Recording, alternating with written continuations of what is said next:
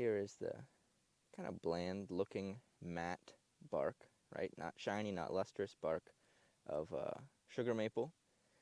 When you're first learning barks, if you ever struggle, look for a twig. A twig is a godsend. It helps you verify, especially if there's leaves on it. So the bud characteristics, if you were to pull that down, could tell you it's sugar maple, and the leaves, which are still clinging on, will also tell you the same thing. Here's a lone stem of Tilia americana, American basswood. That ridged and furrowed bark, those flat, smooth, shiny, almost ridges, and the furrows as the ridges pull apart. Now, when you're learning to identify bark, right, you make your guess, you approach your tree, you make your guess, and then you do whatever you can to check your work, right? You need the answer key.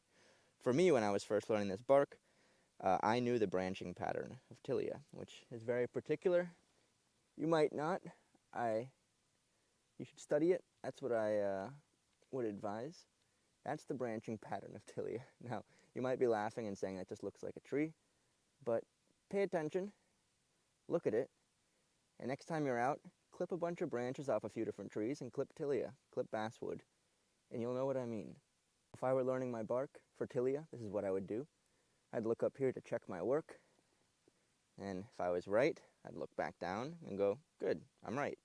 If I was wrong, I'd look back down at the bark and say, okay, need to figure out what went wrong. And you keep doing this.